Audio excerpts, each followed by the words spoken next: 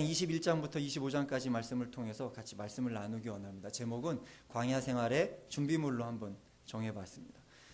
다윗은 왕으로 기름 부음을 받았습니다. 다윗은 왕으로 기름 부음을 받았는데 다윗을 기다린 것은 다윗이 기름 부음 받고 짠 나갔을 때 다윗을 기다린 것은 왕궁으로 인도해주는 황금마차가 기다린 게 아니라 광야로 인도하는 고난의 마차가 그 앞에, 고난의 수레가 그 앞에 기다리고 있던 것을 저희들이 보게 되었습니다. 사울의 시기와 오해로 인해서 다윗은 도망 다닐 수밖에 없는 처지가 되었고, 도망하면서 아마 계속 고민을 했을 겁니다. 분명히 사무엘이 나를 선택해서, 하나님이 나를 선택해서 왕의 기름 부음을 주셨는데 이게 정말로 왕이 되는 길인가? 날마다 도망 다녀야 되는 것이, 사울의 창을 피해서 숨어야 되는 것이 왕이 되는 길인가? 이게 정말로 하나님의 뜻인가? 날마다 물으면서 살았을 것입니다. 예수님을 나의 구원자요 주님으로 영접한 우리들도 예수님을 믿었으면, 예전에 저희들이 들었던 말은 그거잖아요. 예수 믿으면 복 받습니다. 예수 믿으면 모든 게 잘 됩니다. 그 말을 듣고서 예수님 믿으신 분들도 굉장히 많을 것 같아요. 근데 사실 뚜껑 열고 내가 교회 안에 들어와서 신앙생활 하다 보니까 처음에 나를 맞아주는 것은, 물론 처음에 예수님 믿으면 내 안에 기쁜 일들이 많이 생기기도 합니다. 그렇지만 그 짧은 주님과의 신혼여행 기간이 끝나면 그 뒤로 펼쳐지는 건 뭡니까? 고난. 알 수도 없는, 이유를 알 수도 없는 고난들이 내 삶 가운데 펼쳐지는 것들을 저희가 보게 됩니다. 그러면서 다윗 왕과 같은 마음을 아마 먹게 되지 않을까 싶습니다. 하나님, 나 분명히 선택하셨는데, 나 구원하셨는데 왜 내 인생 앞에 이렇게 고난과 어려움이, 내 자녀들로 인해서, 가정의 문제로 인해서, 우리 가족들로 인해서, 내 주변에 내가 만나는 많은 사람들로 인해서 왜 나에게 이런 고통이, 고난이 닥치는 것인가? 그래서 그 고난 가운데 구원의 기쁨조차 잊어버리고 방황하고 어려운 때를 저희들이 당하는 것을 봅니다. 하지만 이 고난이 결코 슬픈 것만은 아닙니다. 이 고난을 통해서 하나님은 옛것을 다 버리게 하시고 새 것으로 저희를 채우시는 줄 믿습니다. 예수님이 침례 요한을 통해서 침례를 받으셨을 때, 침례를 받으실 때 하늘의 문이 열렸습니다. 하늘이 열리고 하나님의 음성, 이는 내 사랑하는 아들이다, 하나님의 음성이 들리고 하늘에서 성령이 비둘기처럼 임하는 것을 그곳에 모이는 많은 사람들이 보았습니다. 저분이 정말로 하나님이 보내신 하나님의 아들, 우리의 구원자시구나. 근데 성령께서는 그때부터 예수님의 그 복음사역의 길을 활짝 여신 게 아니라, 성령 받으시고 모든 사람들 가운데 하나님의 자녀인 것이 드러났을 때 성령님은 예수님 어디로 인도하셨습니까? 광야길로. 성령 받으시고 하나님 자녀된 것을 하나님의 아들인 것을 인정했을 때 바로 사역의 길로, 평탄한 길로 인도하셨던 것이 아니라 광야길로 예수님을 보내셔서 광야에서 40일 동안 금식하시면서 사단의 시험을 받으시고 시험을 통과하시는 것을 저희들이 이미 알고 있습니다. 다윗은 양치기 소년에 불과했습니다. 들에서 막내 아들로, 이세 집안의 막내 아들로, 형들은 가족에 머물러 있고 그 막내 아들만 들에 나가서 외로이 양을 치고 있던 양치기 소년이었습니다. 그런데 이 고난은 이 양치기 소년에 불과했던 다윗의 삶을 극적으로 바꾸어 놓아서 온 이스라엘 땅을 다스릴 수 있는 현명하고 지혜로운 왕으로 하나님이 바꾸시는 시간이 그 광야의 시간이었습니다. 광야의 시간을 통해서 하나님과 더 깊이 교제하는 법을 다윗은 배우게 되었고, 또 이스라엘을 통치할 때 필요한 모든 것들을 광야 학교 안에서 다윗이 다 배우게 됩니다. 하나님은 고난을 통해서 하나님의 부르심을 완성하시는 분입니다. 내 삶 가운데 고난이 있는 것, 하나님이 내 삶을 통한 하나님의 계획을 이루시기 위한 방편이라는 것을 저희들은 기억해야만 합니다. 광야는 황폐한 땅, 우리가 광야 생각하면 단순히 황폐한 땅만을 생각하게 됩니다. 그런데 이 광야라는 것은 이스라엘 사람들에게, 히브리 사람들에게는 아주 특별한 의미를 가지고 있습니다. 광야는 사람들에게 버려진 땅이 아니라 광야는 하나님의 뜻이 숨겨져 있는 땅입니다. 그래서 광야라는 단어, 히브리 언어로 미드바르입니다. 미드바르. 광야는 미드바르인데, 하나님의 임재의 상징인 지성소, 하나님이 언제나 함께 하시고 이스라엘 백성들을 보호하시는 증거로 주셨던 그 지성소 단어는 드비르입니다. 그리고 하나님의 말씀은 다바르입니다. 비슷하죠? 미드바르, 드비르, 다바르. 이 세 단어는 공통 어원을 가지고 있습니다. 광야, 하나님의 임재, 하나님의 말씀, 이거는 전부 다 똑같은 어원에서 시작된 단어입니다. 광야, 이곳은 하나님이 머무시는 곳이고, 광야, 이곳은 하나님이 말씀하시고 하나님의 음성을 듣는 곳이 광야입니다. 이스라엘 사람들에게는, 히브리 사람들에게는 미드바를 이렇게 이야기하면, 그곳은 하나님이 계신 곳, 그곳은 하나님이 그 척박한 땅에서 모든 것들을 다 내어버리게 하시고 오직 하나님께만 집중하게 하고 하나님의 음성을 듣는 곳, 그곳이 광야입니다. 그 미드바르라는 그 단어가 오늘 저희들에게도 똑같이 들려지길 소원합니다. 내 삶 가운데 있는 광야, 그곳은 어디입니까? 하나님이 함께 하시는 곳, 하나님이 함께 하셔서 내 삶을 보호하시고 인도하시는 곳이 광야이고, 미드바르, 그곳은 하나님의 말씀이 있는 곳, 하나님이 나에게 말씀하여 주시는 곳, 그곳이 광야입니다. 이 두 가지 사실을 우리가 붙잡아야 하나님이 이 광야 학교를 통해서 내 인생을 바꾸시고 내 인생에 예비하신 놀라운 복들을 주실 수 있을 줄 믿습니다. 한번 정말로 그러한지 다윗의 삶을 통해서 저희가 같이 확인해 보기를 원합니다. 사무엘상 21장부터 24장까지는 다윗의 광야 도망자 생활이 기록되어 있습니다. 사울이 정말로 자신을 죽이려고 한다는 것을 20장에서 요나단을 통해서 확인했습니다. 정말로 사울이 나를 죽이려 하는구나. 그래서 다윗은 이제 정처 없이 떠돌기 시작합니다. 광야 방랑자의 생활을 시작하게 됩니다. 그런데 다윗은 혼자만 다녔던 것이 아니라, 혼자 광야의 길을 걸어갔던 것이 아니라, 다윗이 밟는 땅마다, 다윗이 가는 곳마다 하나님이 그와 함께 하셨습니다. 21장에 이제 처음으로 다윗이 사울의 궁에서 도망쳐 나와서 한 곳을 향했습니다. 어디를 갔죠?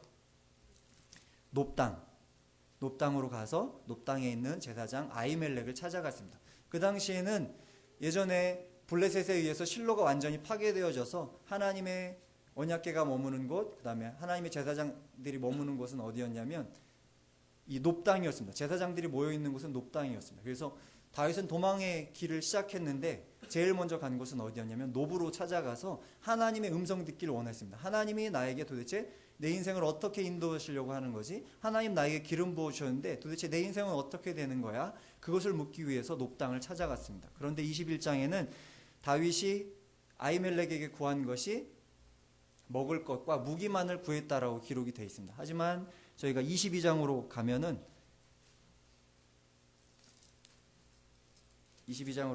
그곳에서 다윗이 얻은 것이 그것만이 아닌 것을 저희들이 알 수 있습니다. 에돔 사람 도액이 사울에게 보고하는 자리에서 도액이 분명히 얘기합니다. 저희가 9절과 10절 오늘 본문 말씀을 읽었는데 같이 한번 다시 읽어보겠습니다. 읽겠습니다. 그때 에돔 사람 도액이 사울의 신하 중에 섰더니 대답하여 이르되 이새의 아들이 노베 와서 아히두베 아들 아히멜렉에게 이른 것을 내가 보았는데 아히멜렉이 그를 위하여 여호와께 묻고 그에게 음식도 주고 블레셋 사람 골리앗의 칼도 주더이다. 다윗은 너무나도 답답했습니다. 왜 내가 도망자의 생활을 해야 되지? 하나님께 물었습니다. 그랬더니 하나님은 그의 인생이 앞으로 평탄하게 될 것이다 라는 그 말씀을 주셨던 것이 아니라 다윗에게 두 가지 증거물을 주셨습니다. 첫 번째로 제사장들이 먹던 떡, 하나님의 언약궤 앞에 머물러져 있던 진설병을 다윗에게 하나님 허락하셨습니다. 진설병은 무엇입니까? 하나님 앞에 있는 것, 하나님이 함께 하시는 곳, 그 다음에 하나님이 그의 백성을 먹이시겠다고 약속하신 그 약속의 상징물입니다. 육적으로도 먹이시고 영적으로도 먹이시겠다고 약속하신 그 약속의 떡을 두려워 떨고 있는 다윗의 두 손에 하나님 쥐어주셨습니다. 다윗은 그 떡을 받아들고서 하나님이 나와 함께 하시는구나. 내가 척박한 광야 생활을 걸어갈지라도 내가 먹을 것, 나에게 주실 하나님의 말씀이 끊이지 않고 나에게 들리겠구나 하는 것을 다윗은 확신할 수 있었을 것입니다. 다윗은 또한 무기를 원했습니다. 광야 생활을 하는데 방랑자에게 가장 필요한 것은 어떻게 보면 무기일지 모릅니다. 무기를 구했을 때 하나님은 블레셋의 장수 거인 골리앗을 물리치고 그에게 뺏었던 칼, 그 칼을 다시 다윗의 손에 들려주셨습니다. 다윗이 블레셋 장수 골리앗에게 뺏은 칼을 들었을 때 어떤 기분이 들었을까요? 이 칼을 다윗의 용기와 다윗의 용맹으로 뺏었습니까? 하나님의 인도하심, 하나님의 보호하심, 주권적인 하나님의 역사로 다윗은 그 칼을 골리앗에게서 뺏을 수 있었습니다. 그 칼을 들은 다윗, 하나님은 전적인 능력으로 나의 삶을 보호하시는구나, 날 인도해 가시는구나, 다윗은 확신할 수 있었을 것입니다. 다윗의 광야 생활 시작점에서 그는 하나님께 뜻을 물었을 때 하나님은 내가 너와 함께하며 내가 너를 보호하시겠다라는 그 두 가지 약속물을 다윗에게 허락하셨습니다. 하나님은 저희들에게도 그렇게 약속하십니다. 광야 생활을 지나갈 때, 어려운 순간을 지나갈 때 하나님, 내가 먹을 것, 육적인 먹을 것, 영적인 먹을 것 하나님으로부터 온다라는 것을 저희들이 확신하시길 원하십니다. 그리고 또 하나님의 그 전능하신 손이, 하나님의 강한 팔이 나를 붙잡고 계셔서 내가 좌우로 요동치 아니하고 하나님과 함께 평안하게 살 수 있다라는 것을 하나님 저희들에게 확신시켜 주시길 원하십니다. 하나님은 이렇게 진설병과 골리앗의 창으로 다윗에게 확신을 허락해 주셨지만 다윗은 여전히 우리와 똑같은 성정을 가진 사람으로 그 마음이 흔들립니다. 흔들리고 두려워해서 이스라엘 땅, 유대 땅에 가서 머물러 있는 것이 아니라 도망을 갑니다. 어디로 도망갑니까? 사울의 눈을 피해서 블레셋 땅으로 도망을 갑니다. 블레셋은 왜 블레셋 땅으로 도망갑니까? 사울과 블레셋은 대적의 관계입니다. 그래서 블레셋으로 도망가면 사울이 쫓아오지도 못할 것이고 블레셋 사람들은 이제 다윗이 사울에게 쫓기는 것을 알기 때문에 나를 보호해 주겠지, 나를 받아주겠지, 나를 써서 이곳에서 이스라엘에서 당하는 그 고난 가운데 건져주겠지 하는 그런 기대감을 가지고 갔었을 것입니다. 다윗의 생각으로 그렇게 갔을 것입니다. 그렇지만 그곳에서 펼쳐진 일은 전혀 다른 일이 펼쳐졌습니다. 21장 11절 말씀 같이 한번 읽어보겠습니다. 21장 11절 말씀입니다. 읽겠습니다. 시작.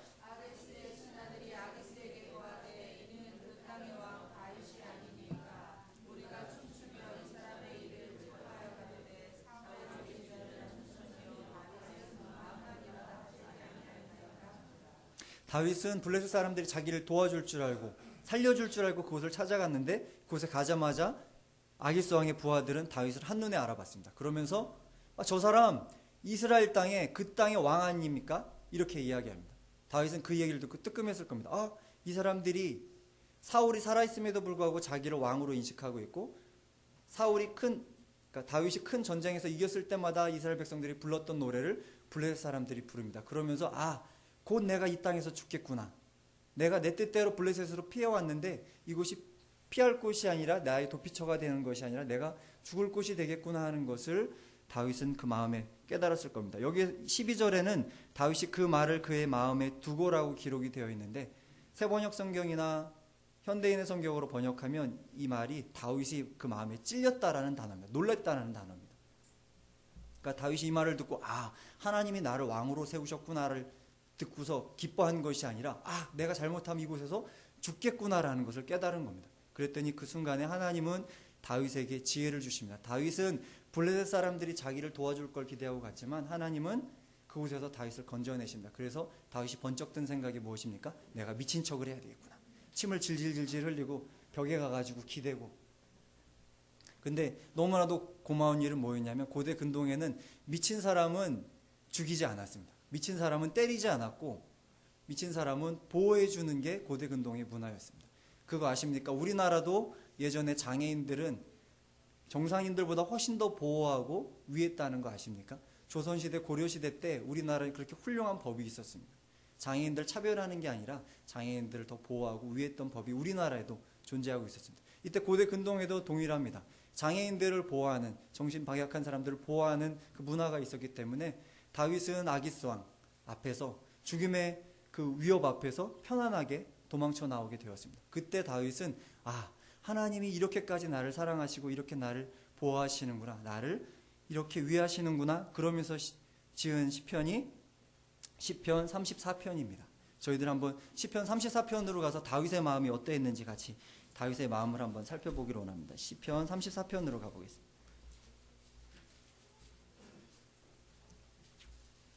시편 34편 7절부터 9절까지 한번 읽어보겠습니다. 그 전체를 다 읽으면 좋은데 시간이 많지 않으니까 7절부터 9절까지만 같이 읽어보겠습니다. 구약성경 825페이지에 있습니다.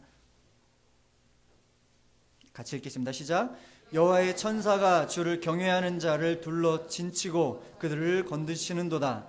너희는 여호와의 선하심을 맛보아할지어다. 그에게 피하는 자는 복이 있도다. 너희 성도들아 여호와를 경외하라. 그를 경외하는 자에게는 부족함이 없도다. 그리고 한 구절 더 읽어보겠습니다. 19절입니다. 19절 읽겠습니다. 시작. 의인은 고난이 많으나 여호와께서 그의 모든 고난에서 건지시는도다. 다윗은 그 고난 앞에서, 광야 생활 앞에서, 죽음의 위협 앞에서 하나님이 그를 건지시는 것을 경험하고 나서 시편 34편을 기록했습니다. 나중에 집에 돌아가셔서 시편 34편을 한번 1절부터 마지막 절까지 천천히 한번 읽어보십시오. 다윗이 그 죽음의 위협 앞에서 하나님의 건지심을 받았을 때 그의 마음이 어떻게 기뻤는지, 얼마나 즐거웠는지를 한번 같이 경험해 보셨으면 좋겠습니다. 그러면서 저희들에게 오늘 이야기합니다. 너희는 여호와의 선하심을 맛보아 알지어다. 하나님의 보호하심을 경험하는 것은 맛본 사람만 안다는 겁니다. 그러니까 하나님께 내 인생을 드려서 하나님의 보호하심을 맛봐야지만 이게 신앙이구나, 이게 믿음이구나 알지, 그냥 교회만 왔다 갔다 해서는 절대로 하나님의 그 보호하심과 구원하심을 맛볼 수 없다라는 겁니다. 다윗은 이렇게 하나님을 경험하고 하나님에 대한 확신으로 가득 차 하나님을 찬양했습니다. 다윗의 신앙이 점점 하나님이 원하시는 기준에 높여져 가고 있습니다. 그러자 하나님은 또 다른 방법으로 다윗의 광야 훈련 생활을 시작하십니다. 이번에는 어떤 훈련을 하셨냐면 공동체 훈련을 하셨습니다. 이제까지는 다윗 혼자 돌아다녔는데 다윗이 블레셋 땅에서 돌아오자 하나님은 다윗에게 사람들을 보내셨습니다. 사람들을 한두 명만 보내신 게 아니라 400명을 보내셨습니다. 그런데 이 400명이 너무나도 특색 있는 사람들 400명이 모였습니다. 같이 한번 어떤 사람들이 모였는지 보겠습니다. 다시 사무엘상으로 돌아오겠습니다. 22장 2절입니다. 22장 2절. 사무엘상 22장 2절 같이 읽겠습니다. 시작. 환난당한 모든 자와 빚진 모든 자와 마음이 원통한 자가 다 그에게로 모였고 그는 그들의 우두머리가 되었는데 그와 함께한 자가 400명 가량이었더라. 다윗 앞에 사람들이 모여들기 시작했습니다. 그런데 힘 있는 사람, 유능한 사람, 지혜 있는 사람, 그런 사람들이 모여든 게 아니라 어떤 사람들이 모였습니까? 환난당한 자, 빚진 자, 마음이 원통한 자. 다른 말로 표현하면, 한 단어로 표현하면 하류 인생. 그러니까 이스라엘 사회에서도 배척당하고 꼴찌로 취급당하는 사람들이, 억눌리고 억압받는 사람들이 다윗에게로 모여들었습니다. 그런 사람들의 특징은 어떻습니까? 자기 목소리 크게 내는 사람들입니다. 왜? 자기 상황에서 벗어나야 되니까. 내 목소리를 높여야 내 것을 얻으니까. 근데 다윗에게 모여든 사람들이, 그런 사람들이 모여들어서 다윗이 이거 하자 그러면 우리가 이쪽으로 가야 됩니다. 그러면 사람들이 뭐라고 그랬습니까? 아, 그거 아닙니다. 내가 생각할 땐 이쪽입니다. 와글와글 시끌벅적한 사람들이 다윗의 공동체에 다 모여들었습니다. 그런데 다윗은 오늘 그들의 우두머리가 되었다고 기록되어 있습니다. 다윗은 그가 블레셋을 돌아다닐 때, 광야를 방황할 때 그와 함께 하셨던 하나님, 그 하나님을 깊이 경험했기 때문에 그 환난당한 자, 억압받는 자, 원통한 자들에게도 하나님 함께 하시는 것을 다윗을 알고 있었습니다. 아, 이들과도 하나님 함께 하시지. 내가 이들을 품어야지. 내가 하나님의 선하심을 먼저 맛본 사람이기 때문에 이들을 내가 품어야지. 이들을 버려두면 안 돼. 다윗은 이들을 품고 이들과 함께 광야길을 걸어가기 시작합니다.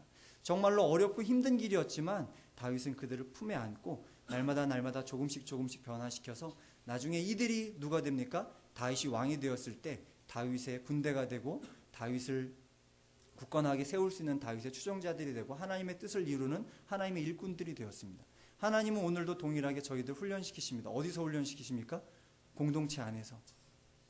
나 혼자 받는 훈련, 이것으로 끝이는 것이 아니라 하나님은 공동체 안으로. 그래서 공동체 안에 누가 있는데요? 억압받는 자, 원통한 자, 마음이 상한 자, 그들과 함께 살아가면서 서로 부딪히면서 깎여지고 하나님이 원하시는 모습으로 저희들을 만들어가기를 원하십니다. 근데 다윗은 사울의 그 억압을 피해서, 고통을 피해서 이 무리들을 이끌고 하나님이 약속하셨던 가나안 땅을 벗어나서 어디로 갔습니까? 모압 땅으로. 그의 부모에게 안전한 피신처를 제공하기 위해서 모압 땅으로 피신했습니다. 그랬더니 하나님은 선지자 갓을 보내셔서 다윗을 다시 이스라엘 땅으로, 유대 땅으로 돌려보냅니다. 우리가 하나님의 공동체 안에 있을 때 이것이 힘들고 어렵다고 하나님의 공동체를 떠나가면 안 됩니다. 하나님 우리에게 다시 말씀하셔서 이 공동체 안으로 집어넣으십니다. 왜 여기다 집어넣으십니까?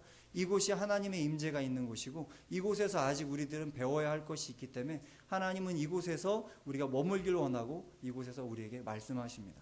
그래서 우리가 이 공동체 가운데 머물러야 되는 이유, 내가 아직 광야학교의 학생이기 때문에 내가 더 훈련받아줘야 되고 하나님의 뜻에 내 인생이 맞춰져야 되기 때문에 하나님 저희들 이곳에 부르셨습니다.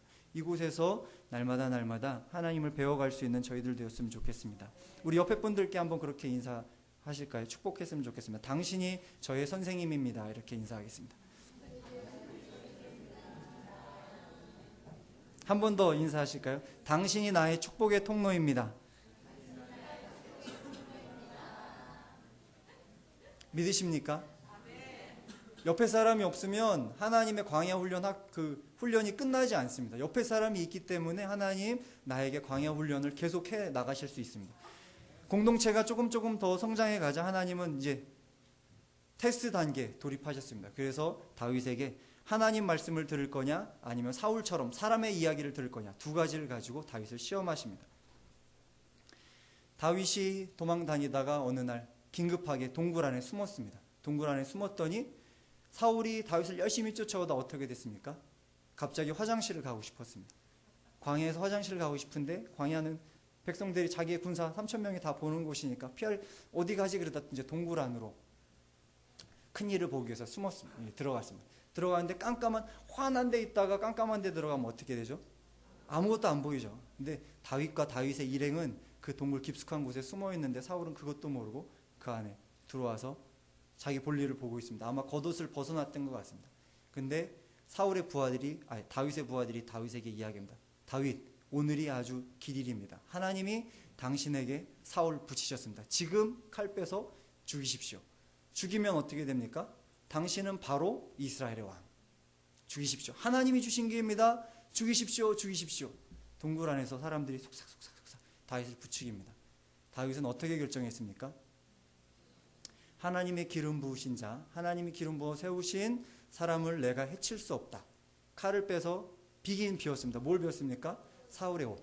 사울의 옷만을 비웠는데 그 옷 빈 것으로도 마음에 찔림이 있어서 아파했던 게 다윗입니다.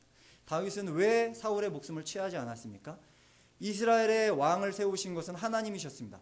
사울도 왕으로 세우셨고 다윗도 왕으로 세우셨습니다. 하나님이 두 명의 왕을 세우셨으면 이 일을 정리하실 분도 누구십니까? 하나님이 하셔야 됩니다. 다윗은 광야 생활을 하면서 배운 것이 이것입니다. 하나님이 나에게 기름 부으셨고 하나님이 나를 구원하셨으면 내 인생 하나님이 책임지시고 하나님이 하시는 것이지, 내가 칼을 빼서 내가 원하는 대로 내 인생을 개척해 가는 것이 아니다라는 것을 광야 생활을 통해서 철저하게 배운 겁니다. 주변 사람들이 뭐라고 하든지 간에 그들의 말에 귀를 기울이는 것이 아니라 하나님이 나에게 주시는 말씀, 그것을 지키기를 원했던 사람이 다윗입니다. 다윗이 하나님의 말씀을 순종하고 하나님이 다윗의 인생을 인도하실 것을 확신했을 때 하나님은 그때 다윗에게 광야 학교에 합격증을 주십니다. 근데 누구의 입을 통해서 광야 합격증을 주셨습니까? 사울의 입을 통해서 광야 생활의 합격증을 다윗에게 주셨습니다. 사울이 무엇이라고 광야 합격증을 주는지 같이 찾아보겠습니다. 24장으로 가보겠습니다. 24장 19절과 20절입니다.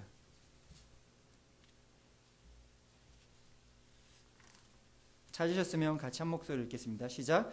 사람이 그의 원수를 만나면 그를 평안히 가게 하겠느냐? 내가 오늘 내게 행한 일로 말미암아 여호와께서 내게 손으로 갚으시기를 원하노라.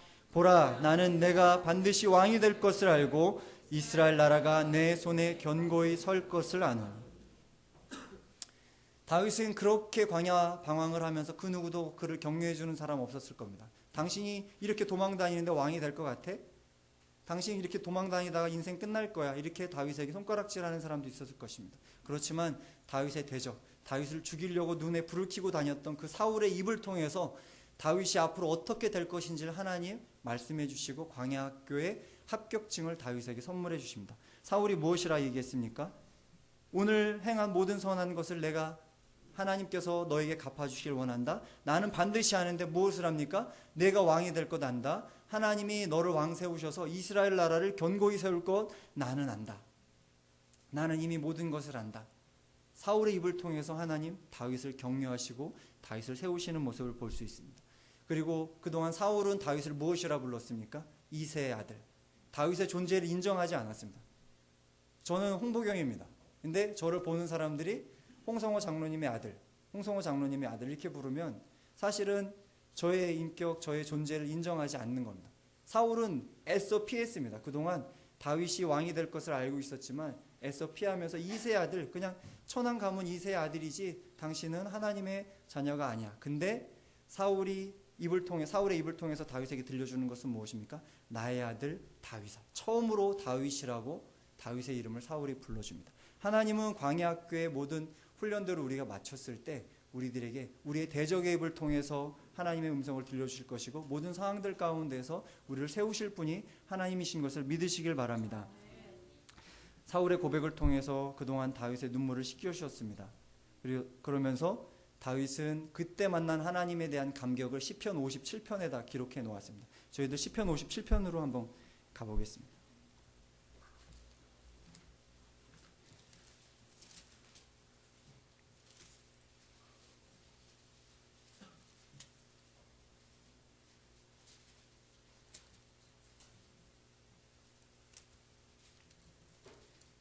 먼저 1절부터 5절까지 읽어보겠습니다.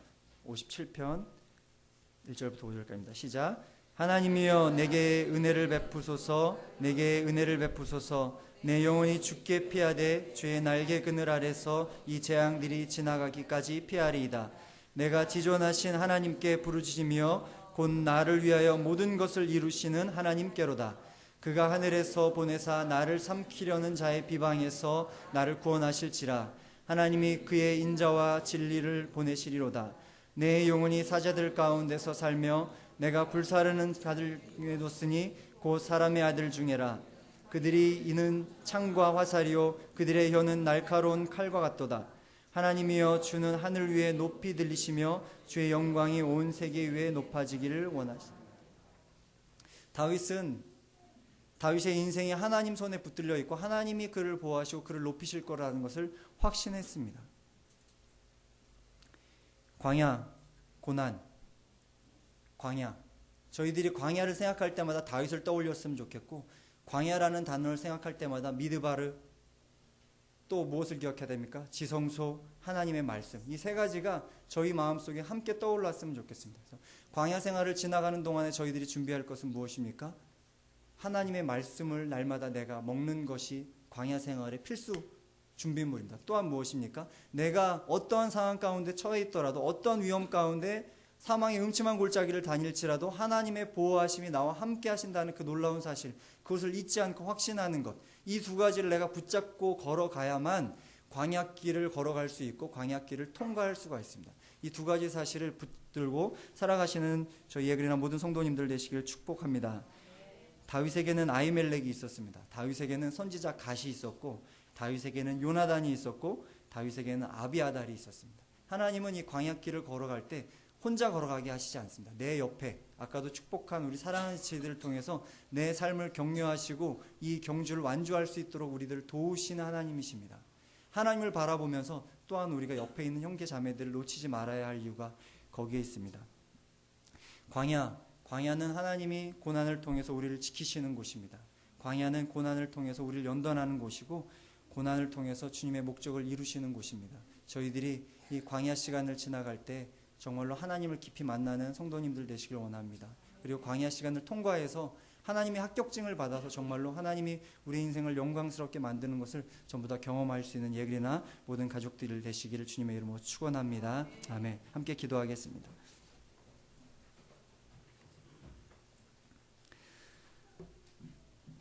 우리 기도하실 때 우리 광야 그 단어를 기억할 때마다 떠올릴 것을